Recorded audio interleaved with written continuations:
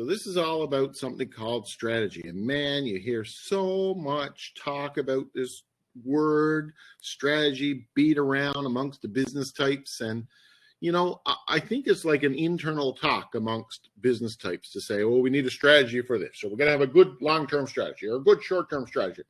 And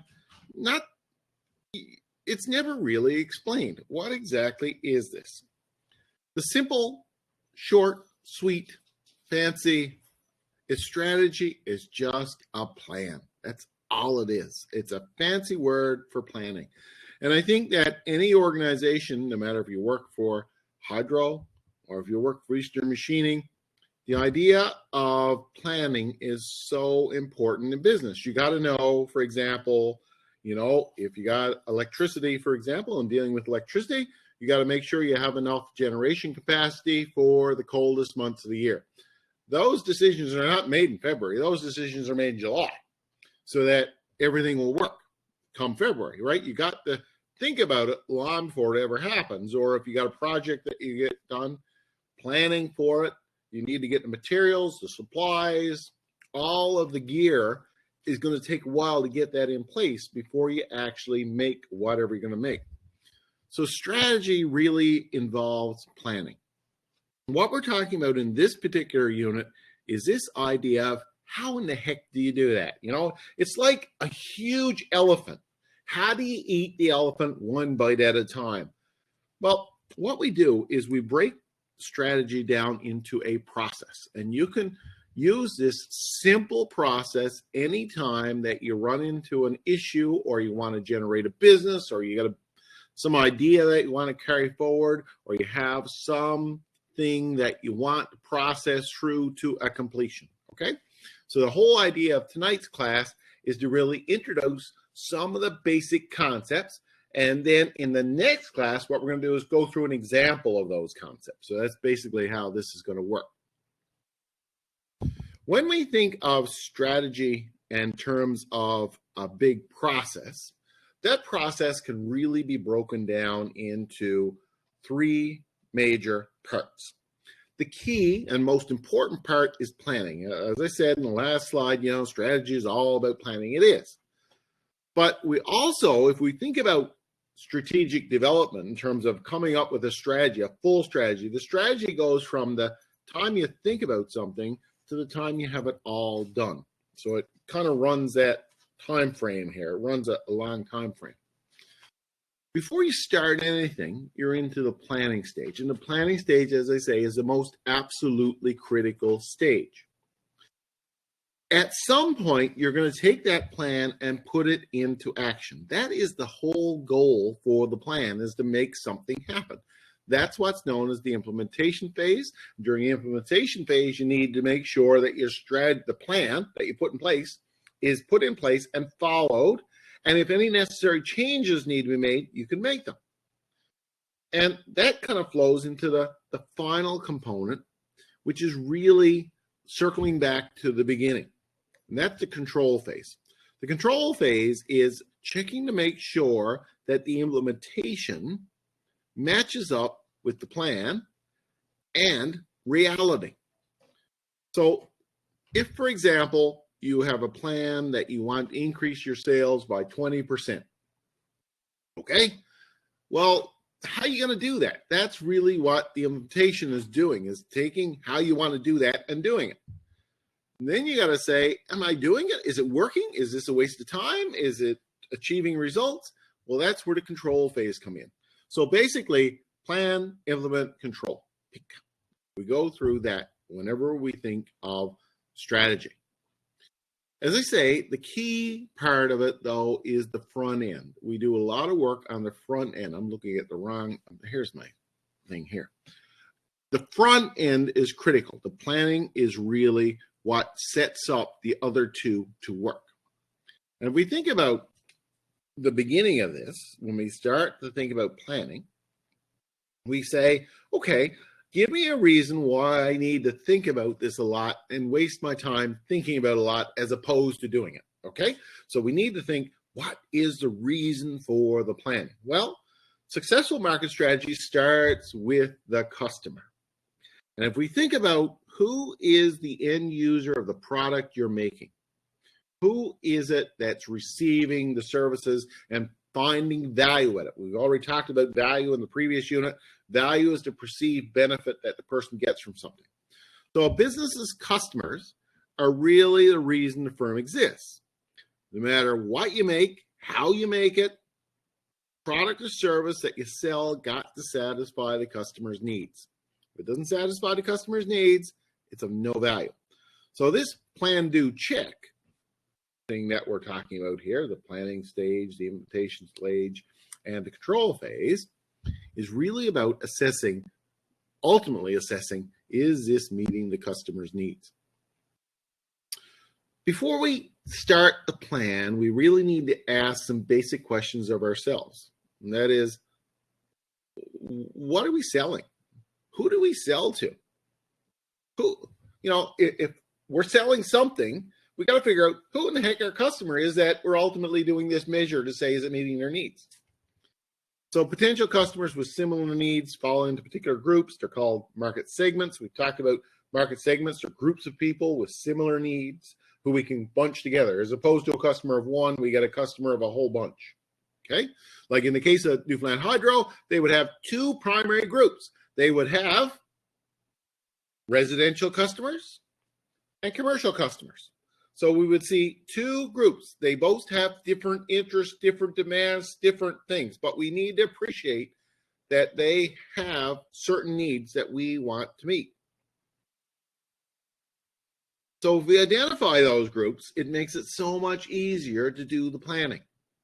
So, this planning is really done using market research that we talked about in the very first unit.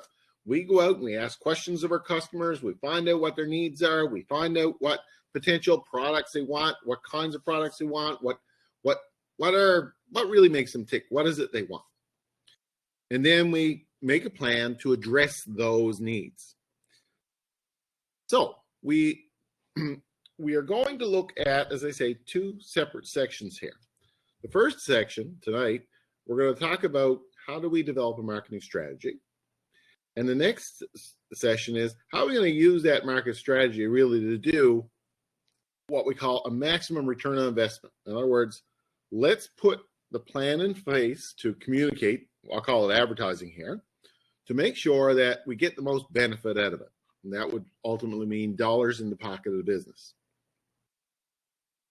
If we think about this planning, implementation, and control that I talked about, we can think of subcomponents of each of those. So here are these three stages that I referred to a few slides ago, broken out even further.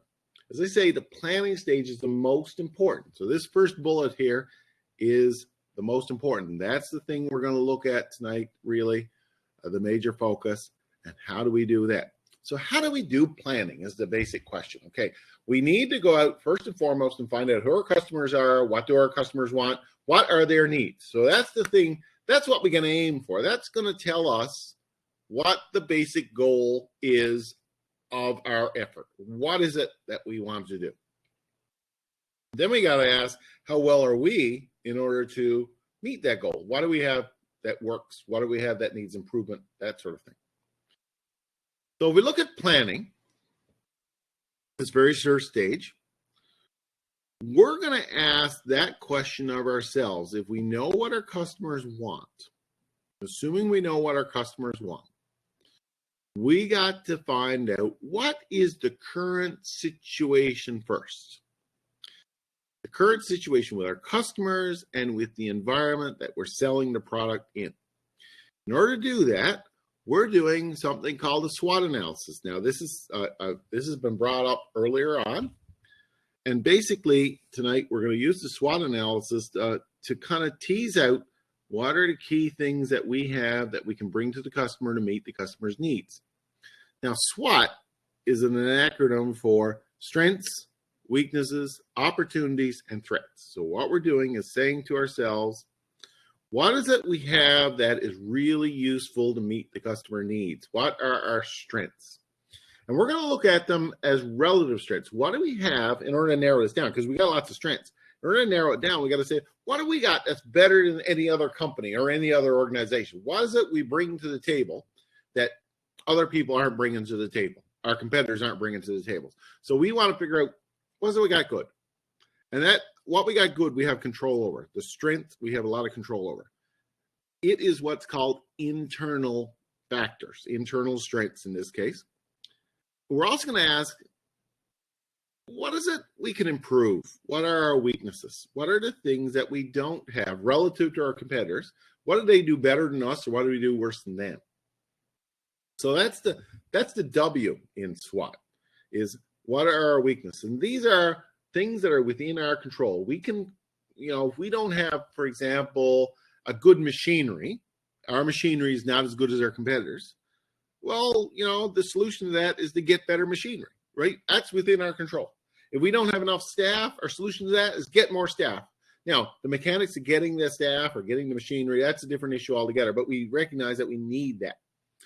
So we're going to figure out what our strengths and weaknesses are. And this is a common tool that's used for all businesses and all organizations to ask, what do we got that's good? What do we got that needs improving in order to be able to achieve the goals that we want to achieve?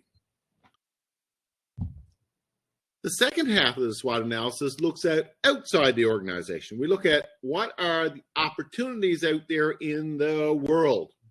Okay, what kind of opportunities are out there? If we're into the business of selling, we're an electrical firm, let's assume we're electricians, we might identify some opportunities in the solar world, okay, and renewable energy. And we'll ask ourselves, is that something that is a big enough market that our business could go to and develop and market? Is that something that we should do? So opportunities are basically looking at the world out there and saying, what are the items there that we could potentially do going into the future that could be some of our goals that could make us a lot of money? Opportunities. And lastly, the fourth element from an outside perspective are threats. What are the things that really, really, really could hinder us if we tried to do this well? So you can kind of take the SWOT analysis and use this little chart for any organization, for anything that you want to do, to be able to answer those basic questions. What are our strengths? What are our weaknesses? Those two things are within our control. What are our opportunities and what are our threats? Those are the things that are out there in the world that can affect us. So these bunch are within our control. These bunch are out there. We have no control over them. It's like the wind coming up. We need to prepare that it's going to get windy. What are we doing in order to manage it? So if we think about our strengths, we could ask about ourselves in terms of meeting the customer's needs. What do we do well? What are our unique skills? What expert or specialized knowledge do we have? What experience do we have? What do we do better than our competitors? What's the most profitable part of our business? Those are the things that we would consider as things that we got going for us, right? Let's figure out what we got going for us. These are the positive attributes. It's always good to start with our strengths, and that way it kind of sets you up in terms of what do we got that's right. And then we look down in this stage, we say, okay, what are our relative weaknesses? And relative to other competitors, that is. We ask questions like, what areas do we need to improve on? What resources do we lack? What parts of your business are not very profitable? What do we need further education and experience on? In other words, the training element. What can we get trained up in? And what costs the most time and money in terms of, is this sucking away our resources? What's sucking away our resources? We got to identify those. So that's the internal. We also have the external. What's out there in the world that can affect us? We have no control over it. So we need to manage it as opposed to do anything with it. We just got to watch out for it. So in terms of opportunities, we think, what are the business goals you're currently working towards, and how do they match up with what potential opportunities are out there? How can you do more to your existing customers or clients? Our clients are out there. Is there some opportunity there to grow them?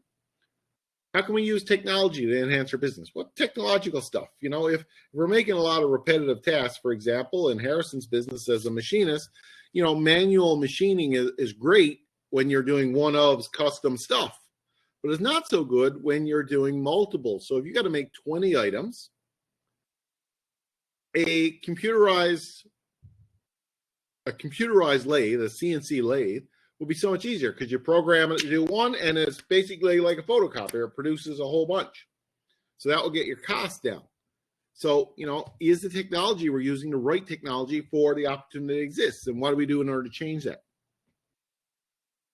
Are there more targeted audiences? Are there people out there, other customers that we could attract?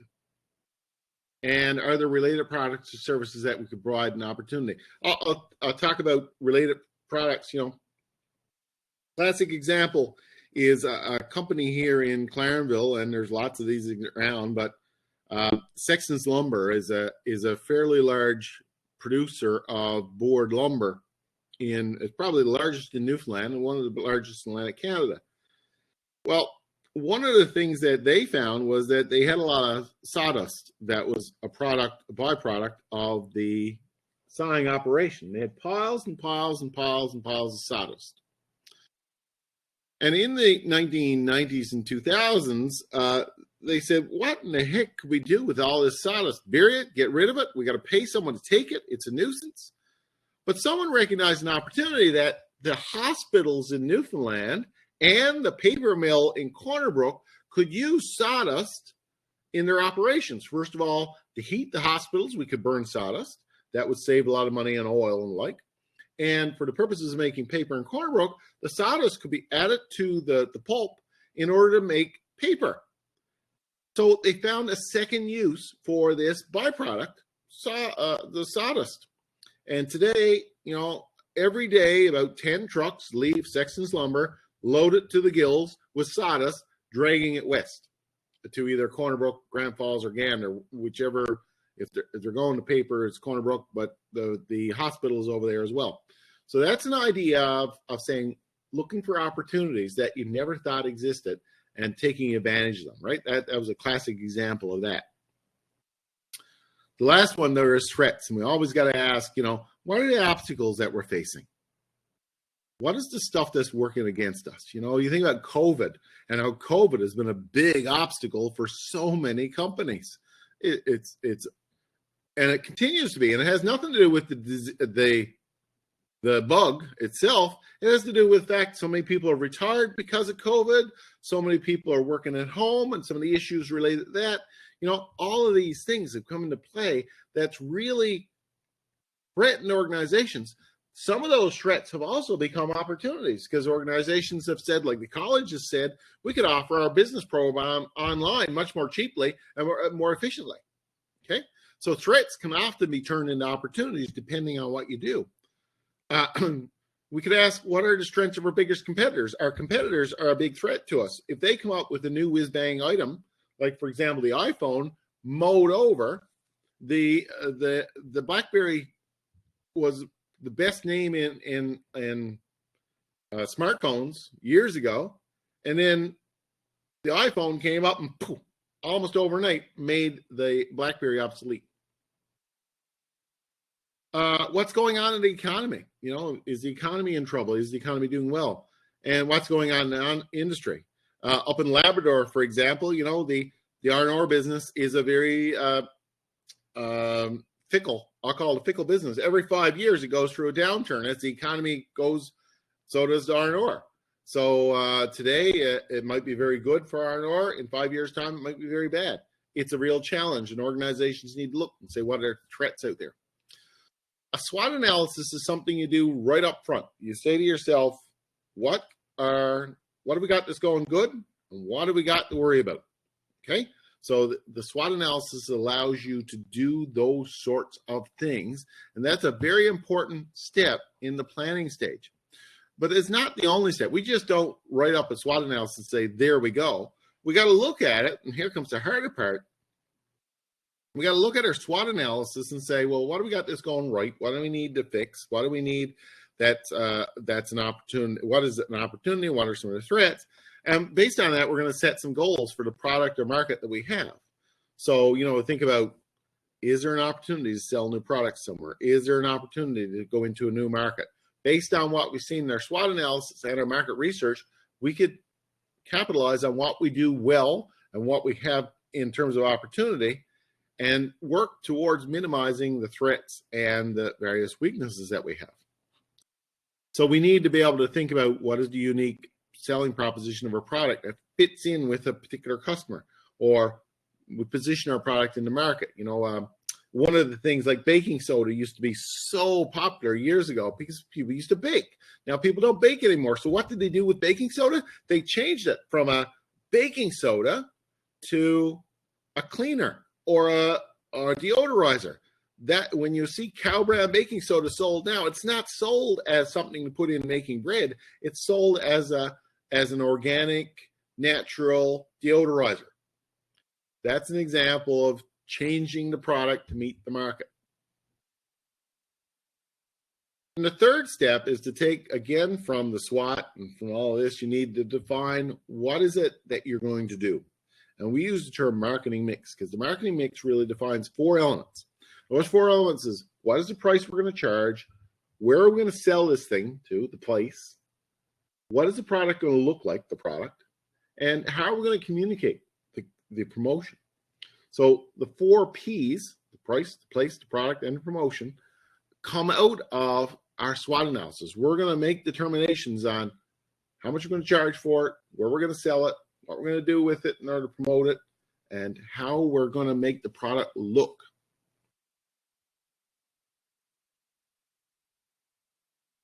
So we've got our SWOT analysis. We've done all that. We've done the basic planning.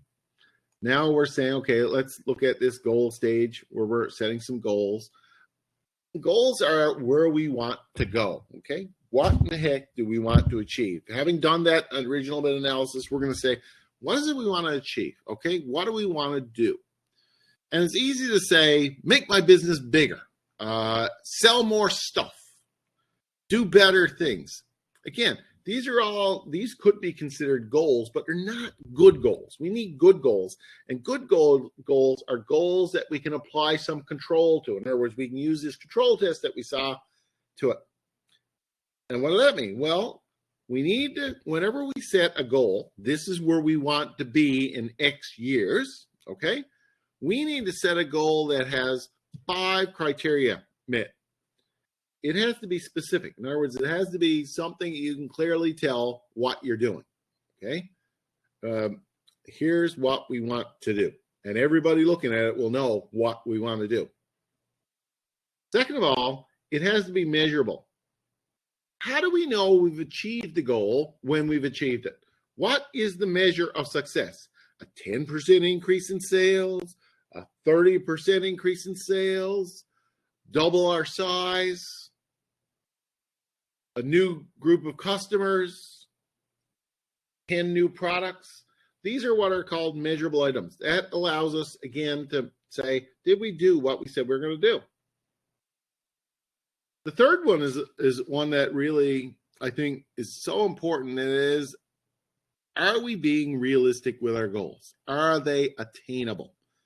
It's one thing to say, oh yeah, I'm going to grow my company into a multi-billion-dollar industry in 2 years.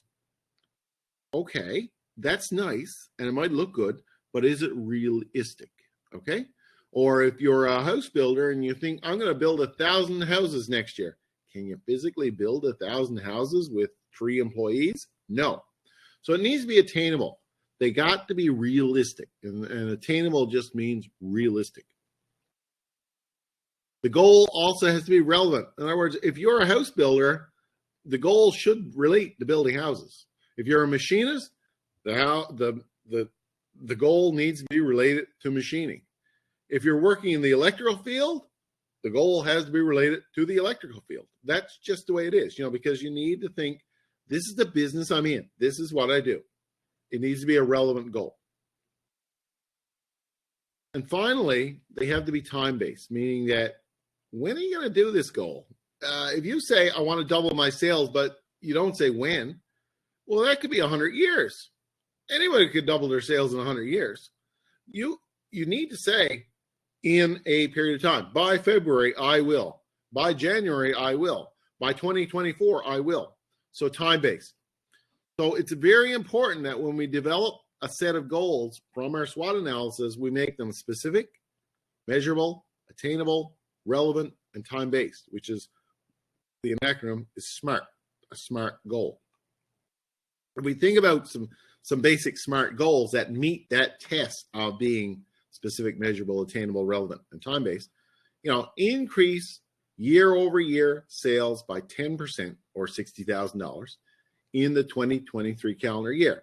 Okay, well, again, some of the things we don't know, but if our business is a small business, $60,000 worth of sales, if that equates to 10% of the business, your business is doing $600,000 in sales a year. That's a relatively small business. That seems reasonable. If it's $6 million, maybe that's not reasonable. In the 2023 calendar year, time-based. Is it relevant? Well, if we're a sales business, we assume we're a sales business, it is relevant. Is it attainable? Well, depending on how big our business is. If our business is really, really tiny, might not be. Or our business has been established for a while, $600,000 in sales a year is certainly more than reasonable. Attainable, again, can we do that? And measurable. And again, the 10% or 60,000 gives us a measure to say, yeah, we can do that. Build 10 homes in the summer of 2023. If you're a house builder, there you go. 10 homes, that's the measure. Summer of 2023, that's the time base. If you're a home builder, that's relevant. And if you have enough employees, depending on how many employees you have, yes, can I build 10 homes? If it takes 3 people to build a house and you got 30 people working for you, yeah, that could be done. And it takes a summer to build a house. Purchase and install a new wide swing lathe in 2024. Obviously, you're in the machining business. A certain type of lathe is specific. It's measurable, 2024. You're purchasing and installing it. Those are, if it's attainable, depending on how big your business is.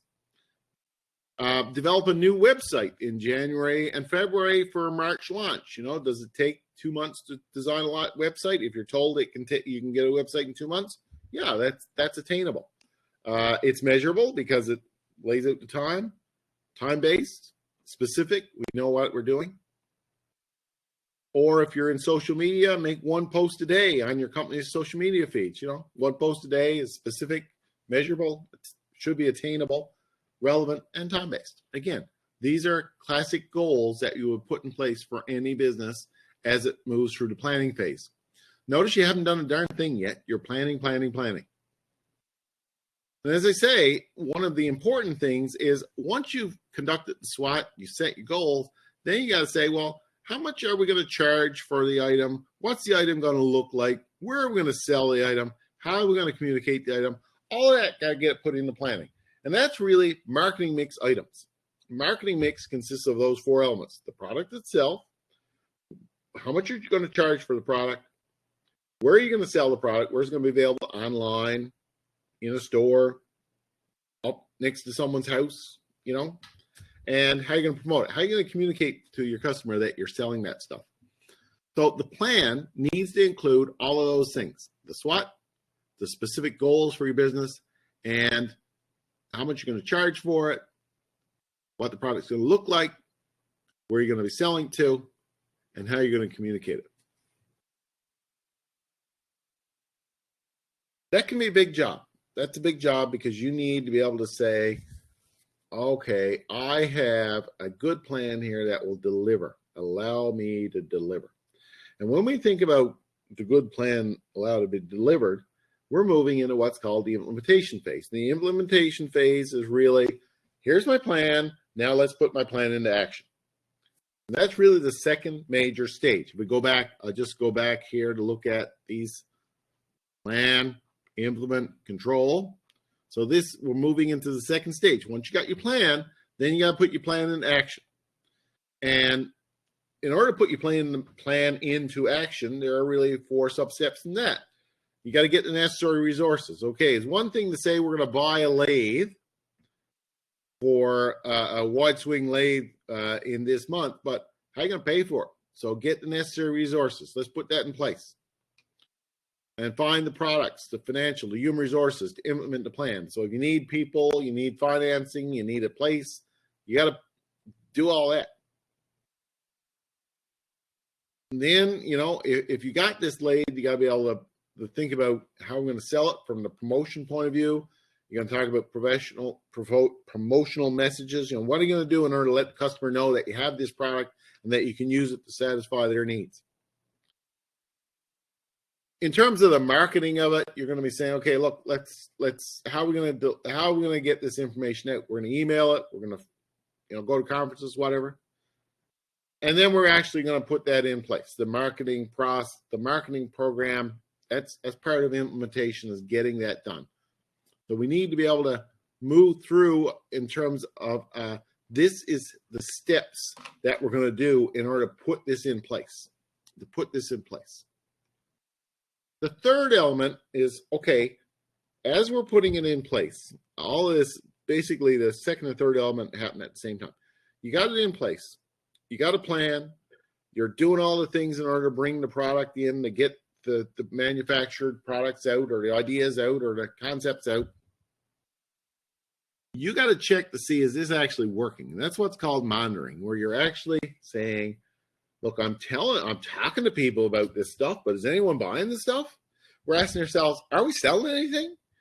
So you're monitoring results. You know, if you've done a bunch of advertising and your sales go up, hey, you monitor your results, things are going well. If you've done a bunch of advertising and nobody's buying anything, then you got to think, uh-oh, something's wrong here. Better get this fixed before we go down the road too far. We also got to do a comparison. You know, our plan said we should be here by this time, or we should have this done. Are we doing what we said we're going to do? And if we're not, we got to take corrective actions. If we are, everything is good. We just keep on going. But if things are a little off kilter, we need to do something to fix the problem. Now, this process, as I say, is a lot of desk work. There's more desk work to this than anything else. You got to think about the planning phase as a SWOT analysis, setting goals, defining marketing mix, all this sort of stuff. You do that at a desk. The implementation phase, that's where you take what you did at your desk and you start putting it in place. You do the things that you said you were going to do. The control phase, that's a lot of desk work too, because you're looking at the numbers and you're saying, did I do what I said I was going to do? Okay. Now, what I've got in the course itself, the system is no longer allowing me to show video over the air. In the course, I got a video there about a young man over in Stephenville. Dean Simon was his name, or is his name. He's still on the go. And this was 20 years ago. He tried to start a ski hill over on the West Coast. And actually, the ski hill is right there on the very tip of right where you go down the Portapo Peninsula. And we see in that video the need for doing planning. Effectively, we're going to talk about what are some of the things he did right and what are some of the things he did wrong. So that's your discussion activity for this unit. And the advantage of looking at that is it incorporates all of the things that we talked about here this evening, being able to do the planning, the implementation and control, and what are some of the lessons learned from the Dean Simon experience. So I would suggest that this week you take an opportunity to look at the videos, not that long, and get a good sense. Dean is a personal fella, and you'll get a good sense of where he was and the lessons he could have taken from doing a little bit of business study before he started that plan to actually build a ski hill. He had no strategy, and you need to think about what would you suggest to him as a strategy. Any questions? Well, as I say, next week, we're not going to have a class. The week after that, we're going to carry on with this. We're going to look at pretty much applying the concepts of what we talked about tonight as an application that would allow us to be able to go and bring a business through this process, and setting some goals for them and the like, in order to be able to demonstrate that this process actually works and is helpful in terms of helping your business move forward.